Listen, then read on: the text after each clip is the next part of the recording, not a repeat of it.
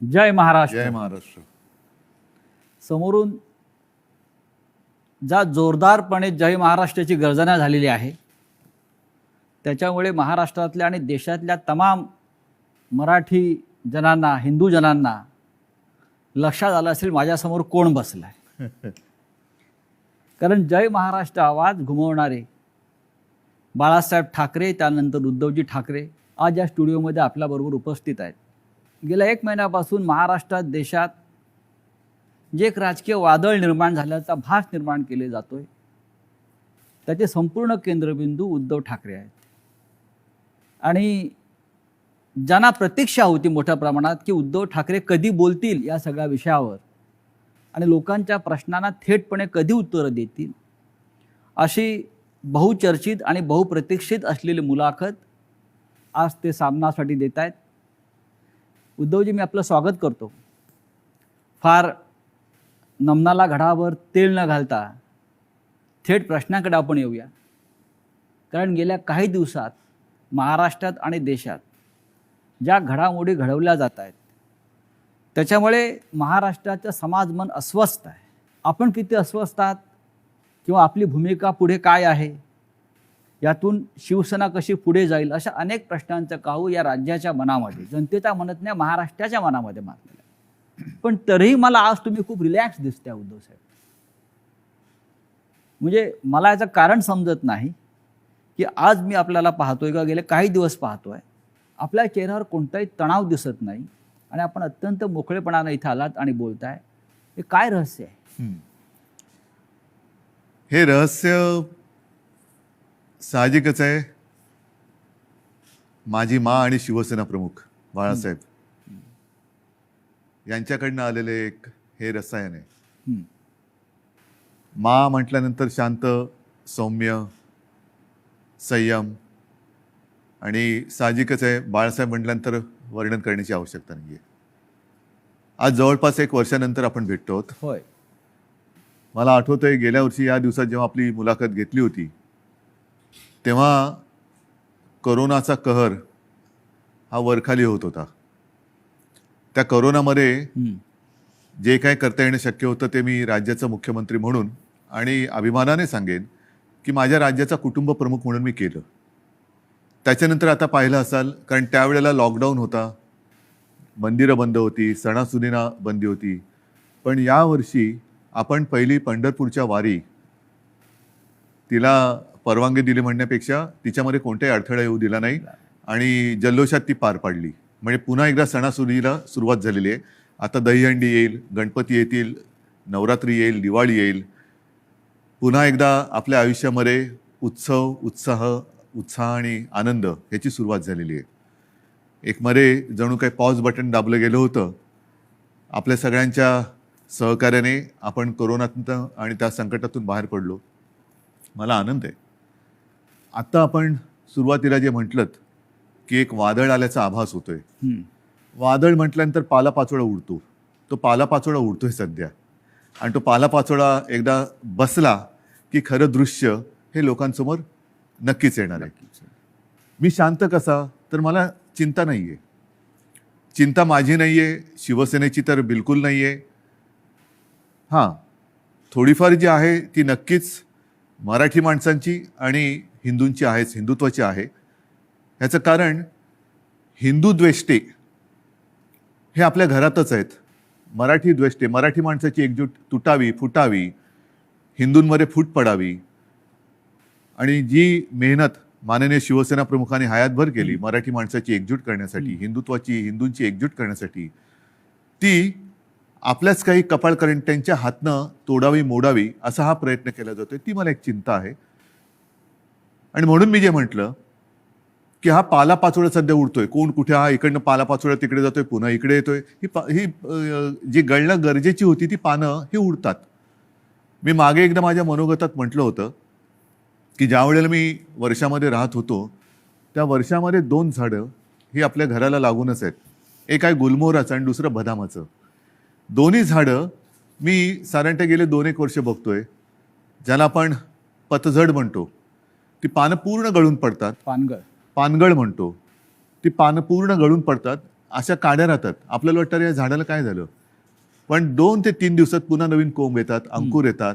आणि मी बघितले 8 दिवसामध्ये 10 दिवसात ते बदामाचं झाड सुद्धा हिरवंगार झालं, गुलमोहर सुद्धा हिरवागार वा, झाला. वा. म्हणून जी सडलेली पानं असतात ती झडलीच पाहिजेत. ती झडतायत पानं, ती सडलेली पानं आहेत. म्हणजे आता पानं झडून पडतायत. आता सडलेली पानं झडतायत. ज्यांना त्या झाडाकडनं सगळं काही मिळालं, सगळा रस मिळाला, सगळं मिळालं म्हणून त्यांचा टवटवीतपणा होता, ती पानं सगळं झाडाकडनं घेऊन ती गळून पडतायत. आणि हे बघा कसं उघडं बोडकं झाले झाड, असं ते दाखवायचा प्रयत्न करतायत. पण दुसऱ्या दिवशी आपला माळीबुवा येतो, ती झाड सगळी पुन्हा ती पानगळ केराच्या टोपलीत घेतो आणि घेऊन जातो. आता ती प्रक्रिया सुरू आहे केळ्याच्या टोपलीत झडलेली सडलेली पानं टाकण्याचा. आता सुरू झाले, आता नवीन कोंब फुटायला लागलेले आहेत. आणि शिवसेना आणि तरुण युवा हे नातं हे शिवसेनेच्या जन्मापासूनचं आहे. नक्कीच, कारण वयाच्या 80 हा, मात्र एक आहे, अजूनही काही ज्येष्ठ शिवसैनिक ते येऊन येऊन भेटत आहेत, ज्यांनी बाळासाहेबांसोबत काम केलेलं आहे, पहिल्या पिढीचे ज्यांना म्हणू, आणि तो संघर्ष त्यांनी पाहिलेला आहे, संघर्ष केलेला आहे. त्यांना शिवसेना म्हणजे नेमकं काय ते कळलेलं आहे. त्यांना आत्तापर्यंत अनेकांना शिवसेनेकडनं काही मिळावं अशी अपेक्षाच नव्हती, आजही नाही आहे, पण ते येऊन येऊन आशीर्वाद देत आहेत. तुम्ही आता मगाशी वर्षाचा उल्लेख केलात, मलबार हिलवरचं वर्षा बंगला, मुख्यमंत्र्यांचं निवासस्थान. आणि मगाशी मी आपल्याला म्हटलं की आपण खूप रिलॅक्स दिसत आहे, पण मला असं दिसतं आहे की मलबार हिलवरून आपण परत मातोश्रीला आल्यावर जास्त रिलॅक्स झालं. जास्त माझं घर आहे ते. म्हणजे मी तुम्हाला एक सांगतो मुद्दामून, ह्या काही हे माझे अनुभव आहेत. जेव्हा माझी शस्त्रक्रिया झाली, 2 शस्त्रक्रिया झाल्या होत्या, तो एक अनुभव माझा वेगळा आहे. कधीतरी तो फार विचित्र अनुभवातून मी गेलो आणि ठीक आहे. पण त्यावेळेला जेव्हा ॲनेस्थेशियामधनं मला जागवलं, मुख्यमंत्री असताना, मुख्यमंत्री होतो ना, शस्त्रक्रिया झाली, ऑपरेशन थिएटरमधनं बाहेर ते ॲनेस्थेशियातून बाहेर आल्यानंतर काढताना मला डॉक्टरने विचारलं, सर कुठे जायचं, मातोश्री की वर्षा? मी पटकन म्हटलं मातोश्री. आणि मग डॉक्टरने सांगितलं, डॉक्टर मला तुम्ही गुंगीत सुद्धा विचारलं असतं ना ॲनेस्थेशिया दिल्यानंतर सुद्धा, तरी मी मातोश्री हेच उत्तर दिलं असतं. मी तुमची इच्छा नियतीने पूर्ण केली असं म्हणताय तुम्ही मातोश्रीत येण्याची? नियती ही म्हटलं तर असते, म्हटलं तर नसते. मुळामध्ये माझी वर्षामध्ये जाण्याची इच्छा होती का? हां, ह्याचा अर्थ ते आता मुख्यमंत्रीपद गेले म्हणून मी वाईट असं नाही, ते एक वैभव आहे. म्हणजे त्या मुख्यमंत्री पदाचा, वर्षाचा मी अजिबात अनादर करणार नाही. ती एक वेगळी वैभवशाली वस्तू आहे. महाराष्ट्राचं मुख्यमंत्रीपद हे मोठं वैभवशाली पद आहे, जबाबदारीचं पद आहे. त्याचं पूर्ण आदर ठेवून मी कधीच वैयक्तिक अशी स्वप्न बघितली नव्हती.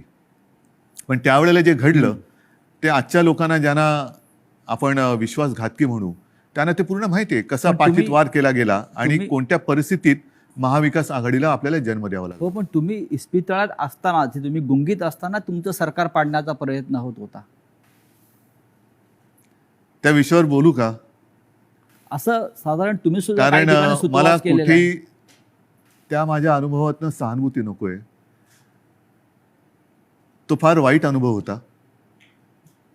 मानेची शस्त्रक्रिया ही कोणत्याही डॉक्टरनं किंवा कोणालाही ज्याला माहिती आहे त्याला विचारले की त्याच्यामध्ये धोके काय असतात ह्याची कल्पना मलाही होती, पण ती करणं मला गरजेची होती.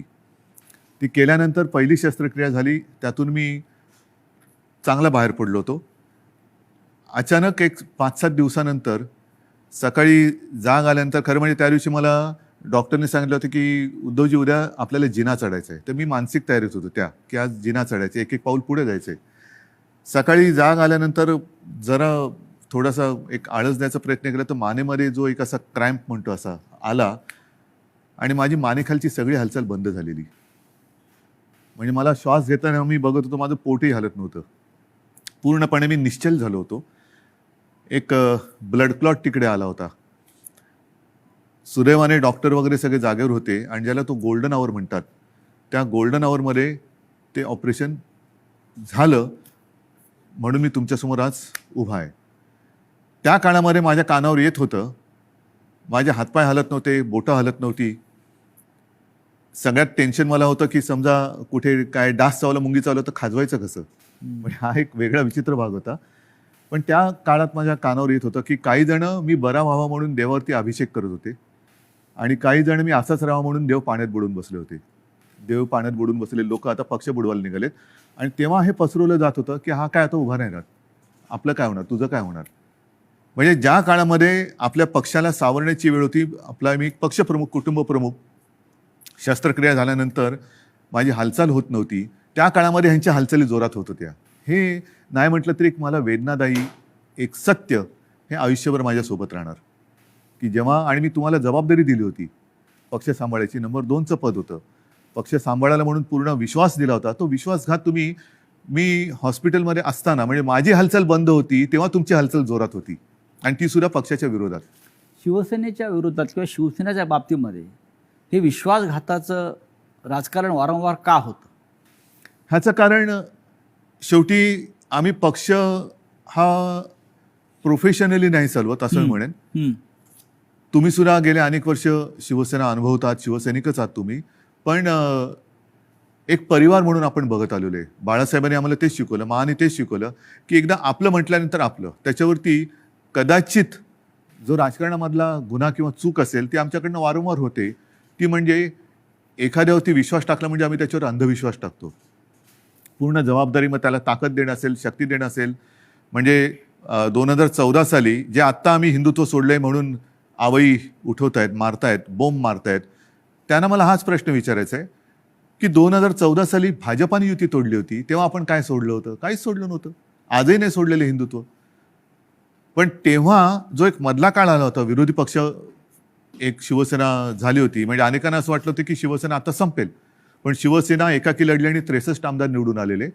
त्या काळामध्ये विरोधी पक्षाची जी जबाबदारी आपल्यावरती आली तेव्हा सुद्धा मी पद कोणाला दिलं होतं?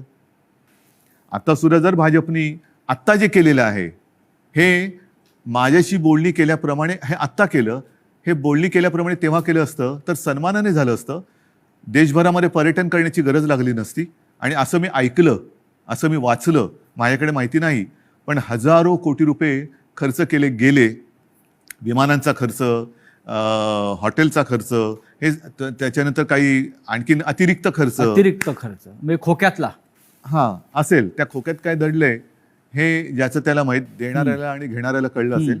पण हे फुकटात झालं असतं ना, आणि सन्मानाने झालं असतं. हेच तर मी सांगत होतो. मग का घडवलं? कारण त्याने शिवसेना संपवायची आहे. जे शिवसेनेबरोबर ठरवलं होतं 2.5 वर्षाचं मुख्यमंत्री पद, हेच तर तुम्ही आता केलं. आणि ते जर केलं असतं तर निदान 5 वर्षामध्ये भारतीय जनता पक्षाला एकदा तरी 2.5 वर्षात मुख्यमंत्रीपद मिळालं असतं.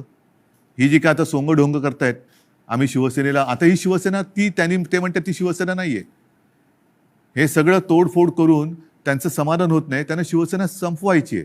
यांचा वापर करून ते शिवसेना संपवायला का संपवायचे असं वाटतं आपल्याला? आतापर्यंत गेल्या 56 वर्षात शिवसेना संपवण्याचे प्रयत्न अनेक अनेक अनेक आणि प्रत्येक वेळेला शिवसेना अधिक जोमाने आणि तेजाने उभी राहिलेली आहे.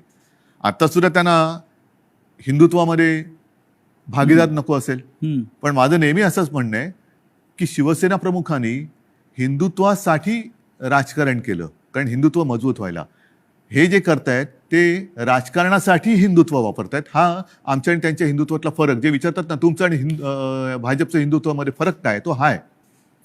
शिवसेनेचं राजकारण हे आम्ही हिंदुत्व मजबूत होण्यासाठी केलं, पण यांचं राजकारण मजबूत होण्यासाठी आणि हिंदुत्वाचा आश्रय घेतला. मुख्यमंत्रीपद स्वीकारल्यामुळे महाविकास आघाडी हिंदुत्व संकटात आलं, हिंदुत्व म्हणजे काय झालं अशी जी एक आवई उठवली जाते. हो, म्हणजे काय, मला एक प्रसंग असा सांगा किंवा एक माझ्या हातनं घडलेली गोष्ट किंवा निर्णय माझा मुख्यमंत्री पदावरती असतानाचा दाखवा की ज्याच्यामुळे हिंदुत्व धोक्यात आलं.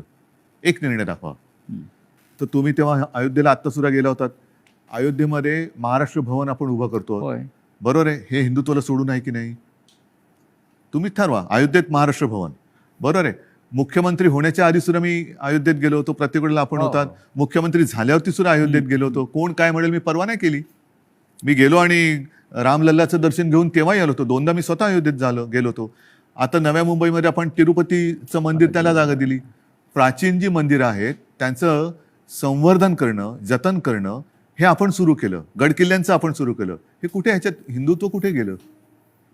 हिंदुत्व तर असं कोणताही निर्णय नाही आहे की ज्याच्यामध्ये आपण हिंदुत्वापासून दूर गेलेलो आहे. अशा अनेक गोष्टी सांगता येतील. तुम्ही आज ज्या संघर्षमय कालखंडातून जात आहात याची कधी अपेक्षा केली होती? बघा, शेवटी शिवसेना आणि संघर्ष हे तर एकमेकाच्या पाचवीला पुजलेले आहेत. आणि मागे कोणीतरी असं म्हणालं होतं, ते मला वारंवार त्याचा अनुभव येतोय, की शिवसेना ही एक तळपती तलवार आहे. ती जर मॅनेमध्ये ठेवली तर ती गंजते. त्याच्यामुळे ती तळपलीच पाहिजे. आणि तलवार तळपणं म्हणजे संघर्ष आलाच. अर्थात याचा अर्थ अर्थार्थी कोणी घेऊ नये की तलवारीने वार कराबिरा, असं नाही माझं म्हणणं. ही एक उपमा आहे. आणि त्याच्यामुळे संघर्षासाठीच तर शिवसेना जन्माला आली. त्यावेळेला मराठी माणसासाठी, भूमिपुत्राच्या न्याय हक्कासाठी शिवसेनेचा जन्म झाला. त्याच्यानंतर हिंदुत्वासाठी शिवसेना लढली. मग ते 92-93 साल असेल किंवा कधी असेल. त्याच्यामुळे शिवसेना आणि संघर्ष, जिथे अन्याय तिथे वार, हे शिवसेनेचं ब्रीदवाक्य आहे. ज्या ठाण्यानं शिवसेनेला पहिली ताकद दिली, म्हणजे शिवसेना प्रमुख बाळासाहेब ठाकरे आणि ठाण्यांचं एक भावनिक नातं होतं. एक पहिला भगवा झेंडा जो आहे हा ठाण्यात फडकला. आणि बाळासाहेब अभिमानानं त्यांच्या संपूर्ण कालखंडात जीवनात सांगत राहिले की ठाण्यानं मला पहिली सत्ता दिली. त्याच ठाण्यातून शिवसेनेला आव्हान उभं राहिलं. ठाणेकर सुज्ञ आहेत. हे जे पालापाचोळा जो आहे ते म्हणजे काय ठाणेकर नाहीत. ठाणेकर आणि ठाणेकर नागरिक, शिवसेनेचे ठाणे आणि ठाण्याची शिवसेना, हे जे नातं आहे ना, हे ह्या पालापाचोळ्याला तोडता नाही येणार. त्याच्यामुळे मी तर म्हणेन पूर्ण महाराष्ट्र आणि ठाणं सुद्धा, अर्थात त्याच्यात आलं मुंबई सुद्धा आली, सगळेजण निवडणुकांची वाट बघतायत. आणि म्हणून माझं मत हेच आहे की याच्या पुढे एक असा कायदा झाला पाहिजे की ज्यांना कोणाला युत्या करायच्या असेल, युती करायची असेल, त्या दोन्ही पक्षांचं, 3 पक्षांचं, 10 पक्षांचं जे काय कडबोळ तुम्हाला करायचं असेल ते करा. मात्र तुमच्यामध्ये करार मदार काय झालेला आहे तो जनतेसमोर ठेवा. जागा वाटप किती होणार आहे, कोणत्या ध्येयावरती, धोरणावरती तुम्ही युती करणार आहात, काय पुढे करणार आहात, हे करा. म्हणजे काय झालं असतं, एक तर जे माझं आणि भारतीय जनता पक्षाचं ठरलं होतं ते जे आता आधी नाकारून आता त्यांनी ते केलं, हे आधी जनतेसमोर उघडपणाने आलं असतं. दुसरी गोष्ट, निवडणुकीनंतर जे काय त्यामुळे मला करावं लागलं, महाविकास आघाडीचा जन्म नसता झाला. तो महाविकास आघाडीचा जन्म आम्ही दिला तेव्हा सुद्धा तुम्ही बघितलं की आम्ही शपथ जी मी घेतली ती शिवतीर्थावरती घेतली. छत्रपती शिवाजी महाराजांच्या पुतळ्याच्या आणि बाळासाहेबांचं स्मारक आहे तिकडे, त्या साक्षीने घेतली. हजारो लाखो लोक आणि शिवतीर्थ हे भगवं पूर्ण फुलून गेलं होतं, ओसांडून वाहत होतं पूर्ण. म्हणजे जर लोक नाराज असतील तर तिकडे कोणी आलं नसतं. पण तरी देखील माझं मत असं आहे की आता निवडणुका घ्या. जर आम्ही महाविकास आघाडी स्थापन करून चूक केली असेल तर लोक आम्हाला घरी बसवतील. आणि जर भारतीय जनता पक्षाने माझं, कारण शेवटी जनता मला ओळखते, नाही म्हटलं तरी आता आमची 6वी पिढी ही महाराष्ट्राच्या जनतेसाठी काम करते. 6वी पिढी, त्याच्या आधीच्या पिढ्या सुद्धा होत्या. पण एक तर लोक त्यांना घरी बसवतील, त्यांनी चूक केली असेल तर, जो करार त्यांनी आमच्याशी केला होता तो तोडला म्हणून, नाहीतर आम्ही पाप केलं म्हणून आम्हाला घरी बसवतील. होऊ द्या जनतेच्या कोर्टात फैसला, माझी तयारी आहे. पण या सगळ्या कालखंडामध्ये कधी नव्हे तो एक अघोरी प्रकार होतो आहे जो महाराष्ट्रात कधीच झाला नव्हता. तो म्हणजे कोणीतरी संपूर्ण शिवसेना हायजॅक करण्याचा प्रयत्न करत आहे. कारण त्यांना पर्याय नाही आहे. कारण नीट लक्षात घ्या, हा महत्त्वाचा प्रश्न आहे, एक बारकाव लक्षात घ्या. जे काय थोडंफार कायद्याचं ज्ञान मी लोकांशी बोलून, कायदेतज्ञांशी बोलून समजून घेण्याचा प्रयत्न केलेला आहे, त्यातून सांगतो की पूर्वी 2/3 ही सदस्य संख्या झाली का वेगळा गट स्थापन करता येऊ शकत होता. आता तो कायदा गेला. आता हे जे बाजूला झाले ते भले 2/3 असतील किंवा आणखीन काहीतरी असतील, त्यांना वेगळा गट स्थापन करता येत नाही. हे कायदेतज्ञांनी सांगितलेलं आहे. मी कायदा लिहिलेला नाही, मी कायदा वाचलेला नाही. मी घटनातज्ञांनी ज्यांनी त्याचा अभ्यास केला त्यांनी सांगितलेली मतं ऐकून आणि त्यांच्याशी बोलून सांगतोय. म्हणजेच काय की ह्या गटाला कुठल्या ना कुठल्या तरी पक्षामध्ये विसर्जित किंवा सामील व्हावं लागेल ह्या गटाला. मग त्यांच्यासमोर पर्याय काय आहेत? एक तर भाजपात जावं लागेल, नाहीतर दुसरे सपा आहेत, MIM वगैरे असे जे काही छोटे छोटे पक्ष आहेत त्यांच्यात जावं लागेल. आणि हे जर का कुठल्या पक्षात गेले तर भारतीय जनता पक्षाचा ह्यांना जो उपयोग करून घ्यायचा आहे तो उपयोग संपेल. कारण त्यांची ओळख त्यांना ती द्यावी लागेल की आता आम्ही भाजपात गेलो, आता आम्ही समाजवादीत गेलो, आता आम्ही बच्चू कडूंच्या पक्षात गेलो. तर म्हणून ते एक भ्रम निर्माण करतायत की आम्ही म्हणजेच शिवसेना. जे मधल्या काळामध्ये एक क्लिप फिरली बघा, असं माझ्या काळात कधी झालं नव्हतं. माझ्या बाजूला उपमुख्यमंत्री अजितदादा पवार बसायचे, पण त्यांनी कधी माझा माईक नव्हता खेचला. काही वेळेला त्यांना अधिक त्यांच्याकडे माहिती असायची अर्थसंकल्प किंवा काय, तर मी त्यांना सांगायचो की दादा तुम्ही उत्तर द्या, पण माझ्याकडनं कोणी माईक नाही खेचला. माईक कारण खेचणं तुम्ही ठाकरे आहात. तो तर भाग झालाच, पण एक आमच्या महाविकास आघाडीमध्ये एक समन्वय. सभ्यता होती, सभ्यता होती. सभ्यता होती आणि समन्वय होता. असो, त्याच्यावरती नंतर बोलायचं तर मी बोलेन. पण त्याच्यामध्ये जे उपमुख्यमंत्री बोलले की हे म्हणजे शिवसेना, म्हणजेच त्यांचा डाव असा आहे की शिवसैनिकांमध्येच लढाई लावायची, शिवसेना खतम करायची. एकदा का काम संपलं की पालापाचोळा तुम्ही जे मगाशी म्हणालात तो टोपलीत भरला की नेऊन टाकायचा. पण त्यांचं अशी योजना होती की बाळासाहेब ठाकरेंनंतर ही शिवसेना परत खतम करायचीच त्यांचं स्वप्न होतं. पण बाळासाहेबांनंतर तुम्ही शिवसेना उभी केली. त्यांच्या पोटात तेच दुखतंय. त्यांना शिवसेना आणि ठाकरे वेगळे करायचे, जसं गांधी आणि काँग्रेस वेगळी गांधी आणि करायची. काँग्रेस. आणि त्यांच्यात एक तुम्ही बघा, मला टीकात्मक केवळ बोलायचं म्हणून मी बोलत नाही, पण दुसरे जे आता सरदार वल्लभभाई पटेल, सुभाष बाबू, तसं बाळासाहेब, हे स्वतःचेच म्हणून आता लोकांसमोर आणायचं. म्हणजे आपल्याकडनं काही आदर्श निर्माण नाही झाला तर दुसऱ्यांचे जसं पक्ष फोडतायत तसं आदर्श फोडायचे, आदर्श म्हणजे पळवायचे आदर्श आमदारांप्रमाणे. फोडायचे म्हणा किंवा पळवायचे म्हणा, पळवायचे. आणि मग ते आपलेच म्हणून लोकांसमोर जायचं. तसं त्यांचं चाललंय की बाळासाहेबांना त्यांनी मान सन्मान तर दिलाच पाहिजे, नाही तर लोक जोडे मारतील, लोक ठेवणार नाहीत त्यांना जागेवर. कोणी असला आणि तो बाळासाहेबांच्या विरोधात काही बोलला तर लोक हाणतीलच जोडा त्याच्या. तर म्हणून त्यांना बाळासाहेब पाहिजेत, पण आता ठाकरे आणि शिवसेना हे नातं तोडायचं आहे. माझं आव्हान आहे की ठाकरे आणि शिवसेना नातं तोडून दाखवा. मात्र ते करताना माझ्या वडिलांचे फोटो लावून मतं मागू नका. प्रत्येकाला आई वडील असतात आणि त्यांच्याबद्दल मला आदर आहे. मला माझ्या आईवडिलांबद्दल आदर आहे, तसं प्रत्येकानं प्रत्येकाच्या आईवडिलांबद्दल आदर असायला पाहिजे. आता गेल्या आठवड्यात गुरुपौर्णिमा झाली. मी माझ्या वडिलांना, आजोबांना गुरु मानतो. प्रत्येकाने पितृदेव भव मातृदेव भव देव मानलं पाहिजे. स्वतःच्या आईवडिलांचे फोटो लावावेत आणि मतं मागावीत. जर आज माझ्या दुर्दैवाने माझे आईवडील माझ्यासोबत असे नाही आहेत, पण ते नेहमी मी माझ्यामध्ये आहे असं मानतो, पण ज्यांची आई आणि वडील हे सुदैवाने त्यांच्यात आहेत, तर मी म्हणेन असा आशीर्वाद पुन्हा दुसरा मिळू शकत नाही. त्यांना घेऊन सभा घ्याव्या, भाषणं करावीत आणि मतं घ्यावीत. माझे वडील काय चोरताय? माझे वडील काय? म्हणजेच काय की तुमच्यात कर्तृत्व नाहीये, तुमच्यात हिंमत नाहीये, तुम्ही मर्द नाही आहात, तुम्ही विश्वासघातकी आहात. आणि लोकांचा, माझा तर केलाच, लोकांचा विश्वासघात करताना बाळासाहेबांच्यावरनं संभ्रम कशाला करतायत? तुमच्यात तुमचा मर्दाचा चेहरा घ्या आणि जा पुढे आणि मागा मतं. नाही, पण निवडणूक आयोगापुढे आता एक नवीन खटला उभा राहतो आहे. तो म्हणजे धनुष्यबाण कोणाचं चिन्ह, जे शिवसेनेचं जे लोकांपर्यंत पोहोचलं. बघा, मला अजूनही देशाच्या घटनेवरती भरोसा आहे, कायद्यावरती भरोसा आहे. चोरीमारी सगळीकडे चालते असं माझं मत नाहीये तेवढा. कारण मी जे म्हटलं ना की सत्यमेव जयते, नाहीतर हे तुम्हाला वाक्य पुसावं लागेल आणि मग 2 वाक्य करावं लागेल एकाची. एक तर म्हणजे असत्यमेव जयते आणि दुसरं वाक्य सत्तामेव जयते. त्याच्यामुळे सत्तामेव जयते पुढे तुम्ही असत्य घेऊन जर का करणार असाल तर ते काही लोक खपून नाही घेणार. आज वेळ अशी आणलेली आहे, हे दुर्दैव आहे महाराष्ट्राचं म्हणतो, की ठाकरेंना पुरावे द्यावे लागतात शिवसेना खरी किंवा खोटी. नाही, लोक वाट बघतायत निवडणुकांची. म्हणजे आम्हाला पुरावा द्यायची गरज नाही. लोक म्हणतात की आम्हाला निवडणुका येऊ दे, ध्यानच पुरून टाकतो. बरं, जनताच पुरावा देईल, जनताच त्यांना पुरून टाकेल राजकारणामध्ये. आज जी फूट दिसते शिवसेनेत, अशा प्रकारची फूट याआधी राणे भुजबळांनाही पाडता आली नव्हती. असं का घडलं?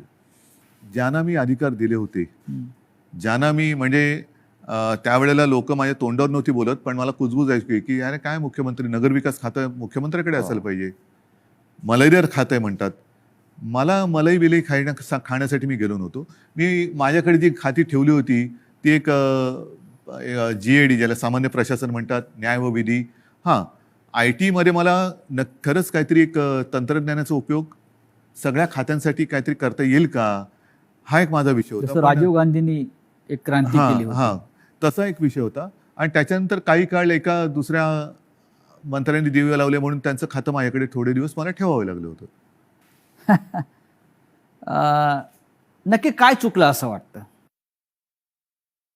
चूक माझी आहे आणि ती मी पहिल्याच माझ्या फेसबुक लाईव्हमध्ये कबूल केलेली आहे. गुन्हा माझा आहे, तो म्हणजे मी यांना परिवारातले समजून यांच्यावरती अंधविश्वास ठेवला.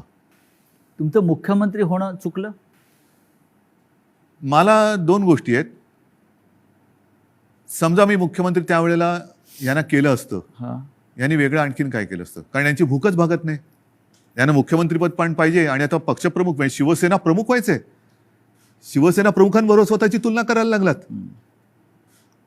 म्हणजे हे जे आहे ना, ही राक्षसी महत्वाकांक्षा आहे आणि ह्याला हावरटपणा म्हणतात. हाव हाव म्हणजे एक दिलं तरी तुझं तेही माझं, माझं तेही माझं, तुझं तेही माझं, ह्याचं तेही माझं, त्याचं तेही माझं, माझं ते माझं, तुझं तेही माझं इथपर्यंत होतं. आता ह्याचंही माझं आणि त्याचंही माझं इथपर्यंत त्यांची हाव गेलेली आहे.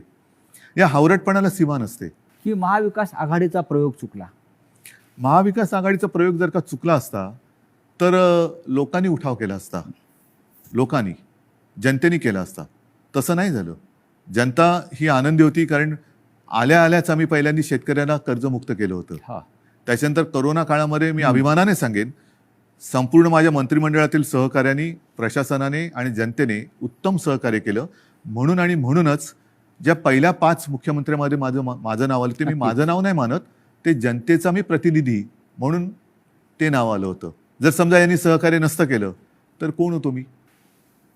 मी कोण होतो? मी एकटा काय कर बरं, मी तर घराच्या बाहेरही पडत नव्हतो कारण घराबाहेर पडायचं नाही हेच मी लोकांना सांगत होतो. जाऊन घोळके करा. फुटीरांचा आक्षेप त्याच्यावरच आहे. जे फुटून गेले आहेत त्यांचा आक्षेप असा आहे की आपण घराबाहेर पडला नाहीत, आपण मंत्रालयात गेला नाहीत, आणि आपण त्यांना भेटला नाहीत. तरी सुद्धा घराबाहेर न पडता सुद्धा देशातल्या सर्वोत्तम 5 मुख्यमंत्र्यात नाव का आलं माझं? कारण त्यावेळेला ती परिस्थिती तशी होती. मी स्वतः सांगत होतो घराबाहेर पडू नका आणि लोक ऐकत होते. लोक ऐकत होते. मी जर का घराबाहेर आजही पडलो आणि केव्हाही पडलो तरी शिवसेना प्रमुखांच्या, माझ्या पूर्वजांच्या आशीर्वादामुळे गर्दी होतेच. गर्दी होतेच. म्हणजे मग काय झालं असतं, लोकांसांगे ब्रह्मज्ञान आणि स्वतः कोरडे पाषाण. म्हणजे ती काळाची गरज होती. काळाची गरज होती. पण त्याच काळात मी पुन्हा एकदा सांगतो, सुरुवातीच्या काळामध्ये जेव्हा करोना आपल्याकडे त्याचा शिरकाव झाला हे कळलं तेव्हा साधारणतः 7,500 ते 8,000 रुग्णशय्या आपल्या राज्यात पूर्ण मिळून होत्या. त्याच्यात ऑक्सिजन बेड्स आले, व्हेंटिलेटर्स आले, कॉमन जे रुग्ण असतात ज्यांना साधारणतः एक थोडी ट्रीटमेंट देऊन घरी जाऊ शकतात, ऑपरेशन नंतरचे असतील, त्याच्यानंतर डायलिसिस असतील. पहिल्या लाटेत आपण ते साधारणतः 8,000 जर का धरले तर ते 3.5 लाखावरती नेले होते. हे घर बसल्या. हॉस्पिटलमध्ये बेड्स नव्हते, रुग्णवाहिका नव्हत्या. कोणी कशा केल्या त्या? कोरोनाच्या टेस्टसाठी आपल्या राज्यात फक्त 2 प्रयोगशाळा होत्या. एक कस्तुरबामध्ये, दुसरं NIV एक पुणे. त्या आपण 600च्या वर केल्या घरी बसून. पण त्याच्याविषयी 50 आमदारांना कौतुक नाही आहे. त्यांना तुम्ही निधी दिलेला नाही म्हणतायत आणि तुम्ही हिंदुत्व सोडलं असं म्हणतायत. त्याच्यामुळे ते सोडून गेले. तुम्ही महाराष्ट्रासाठी जे काय केलेलं आहे, करोनाच्या संकटातून राज्याला वाचवलेलं आहे, लोकांना जीवदान दिलेलं आहे. महाराष्ट्रामध्ये नद्यातून प्रेतं वाहून तुम्ही दिली नाहीत. त्याचं त्यांना शल्य असेल की असं नाही झालं, हे चुकीचं झालं असं त्यांच्या मते असेल. आणि महाराष्ट्राच्या जनतेला हा मुख्यमंत्री आपल्या कुटुंबातल्या घटक वाटत होता, आपला परिवारातला भाऊ, मुलगा. त्याच्यामुळे मला ह्या विश्वासघातकांना माझ्याबद्दल काय वाटतं ह्याची चिंता नाही आहे. मला माझ्या महाराष्ट्रातल्या जनतेला मी त्यांच्या कुटुंबातला वाटतो. ह्याच्यात असं भाग्य हे फार क्वचित कोणाच्या नशिबी येतं. ते मला नाही वाटत ह्यांच्या नशिबी आलं असेल. कारण ह्यांच्या डोक्यावरती जरी काही पदं आता मिळाली, कारण अजूनही हम तुम एक कमरे में बंद असं यांचं मंत्रिमंडळ आहे, त्याच्यामुळे त्याचा विस्तार कधी होणार आहे माहिती नाही. पण हे मंत्री जरी किती झाले तरी कपाळावरती जो विश्वासघाताचा शिक्का बसलाय तो नाही पुसता येणार. तुम्हाला असं वाटत नाही का की जे तुम्हाला सोडून गेलेले आहेत मोठ्या प्रमाणात त्यांनाच तुम्ही सर्वाधिक दिलेलं आहे आणि ज्यांना मिळालं नाही किंवा ज्यांना कमीत मिळालं ते आपल्या बरोबर राहिले? मला हेच म्हणायचं, ही शिवसेनेची ताकद आहे. शिवसेनेची ताकद काय आहे की सामान्यांना बाळासाहेबांनी असामान्यत्व दिलं.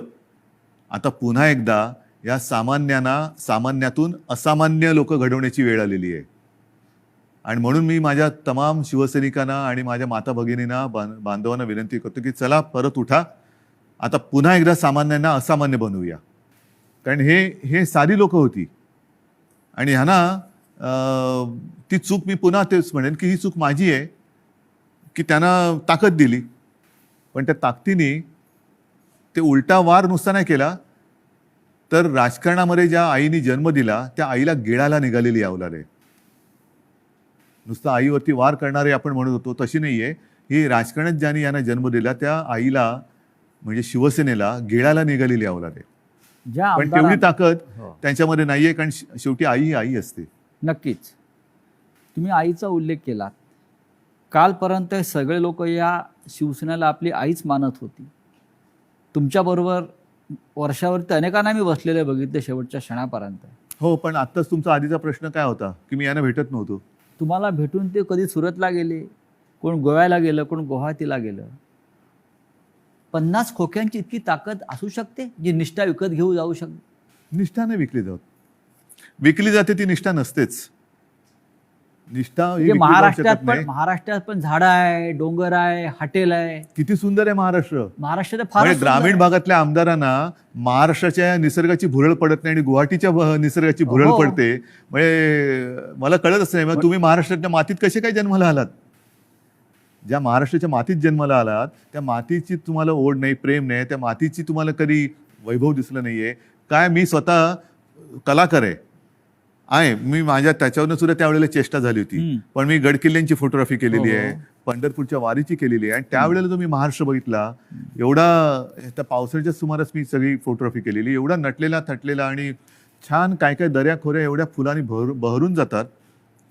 तुम्हाला आम्ही तर शहरी बाबू, तुम्ही ग्रामीण भागातले, तर ग्रामीण भागात राहून तुम्हाला महाराष्ट्राचं सौंदर्य दिसत नाही, त्याचं वर्णन करावं असं कधी वाटलं नाही. आणि डायरेक्ट गुवाहाटी, मी गुवाहाटी का वाईट नाही म्हणत, प्रत्येक प्रदेश चांगला आहे, पण ह्यांना हे काय मातीसाठी करणार.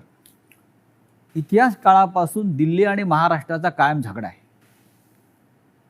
मग औरंगजेब, छत्रपती शिवाजी महाराज असतील, संभाजी महाराज असतील, दिल्लीने महाराष्ट्रावर सतत पाठीमागून वार केले किंवा महाराष्ट्र संपवण्याचा प्रयत्न केला. कारण काय हे आणि आता आजही तेच चित्र आहे. ह्याच्या मुळाशी जाण्याची आता गरज की वाटते की आजही शिवसेनेचा सूड घेण्यासाठी ते बाळासाहेब ठाकरेंच्या अस्तित्वाला सुरुंग लावत आहे. मान्य, पण ह्याच्या मुळापर्यंत जायची गरज आहे. कारण जोपर्यंत हे दिल्लीत गेले नव्हते तोपर्यंत बाळासाहेब ठाकरेच यांना जपत आले होते. बाळासाहेबच यांना वाचवत आले होते आणि वाचवलं होतं एका हिंदुत्वाच्या ध्यासापायी, वेडापायी. मग दिल्लीत बसल्यावरती असं त्या दिल्लीच्या खुर्चीला काय असं वेगळा काय स्प्रे मारला की काय झालं की तुम्हाला ज्यांनी जपलं त्यांनाच तुम्ही संपवायला निघालात. ज्या शिवसेनेनी बाबरीची जबाबदारी तेव्हा घेतली होती शिवसेना प्रमुखांनी, त्या शिवसेनेला तुम्ही हिंदुत्व सोडलं म्हणून संपवायला निघालात. बरं, आम्ही काँग्रेसबरोबर गेलो म्हणून तुम्ही म्हणता हिंदुत्व सोडलं. मग मुफ्ती महमद आणि मेहबूबा मुफ्तीबरोबर तुम्ही गेला होतात, ते काय होतं, काय सोडलं होतं तुम्ही. मग तेव्हा तर आम्ही आता तुम्हाला वाटतं हिंदुत्व सोडले, जे सोडलं नाही, पण तेव्हा तुम्ही लाच सोडली होतीत ना. काय मेहबूबा मुफ्ती आज सुद्धा वंदे मातरम म्हणतात, की भारत माता की जय बोलतात. हे माहिती असून सुद्धा तुम्ही मला हे त्यांनी एकदा सांगितलं होतं की तिकडे निवडणुका घेऊन दाखवा असं अतिरेक्यांनी आव्हान दिलं, म्हणून आम्ही निवडणुका घेऊन दाखवल्या. सरकार बनवून दाखवा म्हणून आम्ही त्यांच्याबरोबर सरकार बनवून दाखवलं. पण सरकार बनल्यानंतर मला वाटतं मुफ्ती महमद सईदनी अतिरेक्यांचा आणि पाकिस्तानला त्यांनी धन्यवाद दिले होते काश्मीर खोऱ्यात शांततेत निवडणुका होऊ दिल्यामुळे. मग कोणाला काय दाखवलं तुम्ही, कोणाला काय दाखवलं. म्हणजे बरं, आता सुद्धा ते बिहारमध्ये जे बसलेत नितीश कुमार बरोबर, नितीश कुमार हिंदुत्ववादी आहेत का. कारण मला जे आठवतं त्याच्याप्रमाणे त्यांनी एकदा संघमुक्त भारत असा नारा दिला होता. संघमुक्त भारत असं शिवसेनेने कधी दिला नाही. राम मंदिराच्या प्रश्नावर रामविलास पासवान एनडीएतून बाहेर पडले होते, तरी ते त्यांना प्यारे होते. हो. आम्ही तो उलट म्हणत होतो की विशेष कायदा बनवा. 5 वर्ष 7 वर्ष झाली तरी ते विशेष कायदा बनवून राम मंदिर बनवू शकले नाही. ते न्यायालयाने निकाल दिला. या देशातला समस्त विरोधी पक्ष आणि प्रादेशिक पक्ष संपवले जातात आणि मित्र पक्ष पण, आणि हा मित्र पक्ष. असं तुम्हाला काय दिसतंय का कारस्थान किंवा अशा प्रकारचं सुधारणा? बघा, मला असं वाटतं हा ज्याचा त्याचा प्रश्न आहे. जे आता सरन्यायाधीश बोललेत मध्ये, ओझर तर मी वाचलं की आपल्या देशात विरोधी पक्षाला शत्रू समजू नका. विरोधी पक्षांनी सुद्धा जबाबदारीने वागलं पाहिजे आणि सत्ताधारी पक्षांनी सुद्धा जबाबदारीने वागलं पाहिजे. मी जो काही 2.5 वर्षात अनुभव घेतला मुख्यमंत्री म्हणून, मी विरोधी पक्षांना काही वेळेला मी स्वतः आवाहन केलं की की सरकार म्हणून आमचं समजा जर काही आम्ही कुठे कमी पडत असू, आमचं काही चुकत असेल, तुम्ही आमच्या नजरेत आणून द्या.